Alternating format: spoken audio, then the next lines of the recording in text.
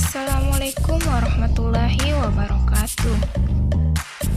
Saya atas nama Jumriani dengan NIM 1904010010150 dari kelas Ekonomi Syariah 5F. Baiklah, di sini saya akan menjelaskan materi tentang pengantar manajemen proyek. Manajemen dapat diartikan sebagai proses yang terdiri dari kegiatan merencanakan, mengorganisasikan, memimpin, menggerakkan, dan mengendalikan sumber daya organisasi untuk mencapai tujuan organisasi. Kemudian, manajemen proyek merupakan sarana untuk merencanakan, mengorganisasikan, mengimplementasikan, dan mengontrol kegiatan sumber daya dalam proyek parameter, proyek BMW, atau biaya mutu waktu. Tujuan manajemen proyek dapat terbagi beberapa bagian. Yang pertama, efisiensi atau biaya, sumber daya, dan waktu. Yang kedua, kontrol terhadap proyek lebih baik sehingga proyek dapat sesuai dengan skopi, biaya, sumber daya, dan waktu yang telah ditentukan. Yang ketiga, meningkatkan kualitas. Yang keempat, meningkatkan produktivitas. Yang kelima, dapat menekan risiko yang timbul. Yang keenam, koordinasi internal menjadi lebih baik. Yang terakhir, meningkatkan semangat, tanggung jawab, serta loyalitas tim terhadap proyek, yaitu dengan penugasan yang jelas kepada masing-masing anggota tim. Proyek stakeholders adalah orang-orang yang terlibat atau dipengaruhi oleh aktivitas proyek.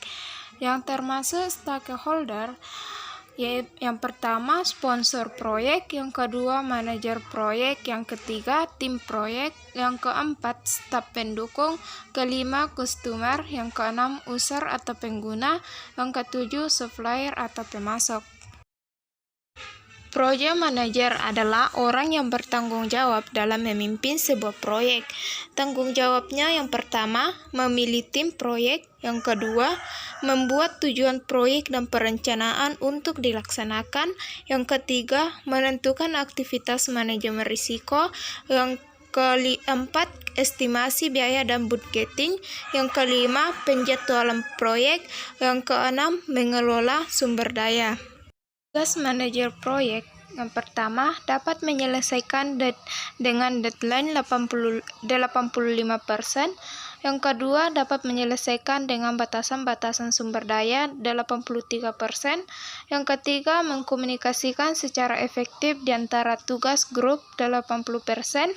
Yang keempat, meningkatkan komitmen dari anggota tim 74%. Yang kelima, menjaga milestone yang terukur 70%.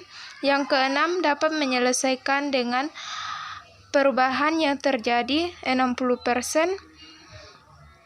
Yang ketujuh, mengerjakan perencanaan proyek dengan kesepakatan dengan anggota tim 57%. 8. Meningkatkan komitmen dari manajemen 45%. 9. Menghadapi konflik 42%. Yang terakhir, mengatur vendor dan subkontraktor 38%. Baiklah, itu saja yang bisa saya sampaikan. Mohon maaf atas segala kekurangan. Wassalamualaikum warahmatullahi wabarakatuh.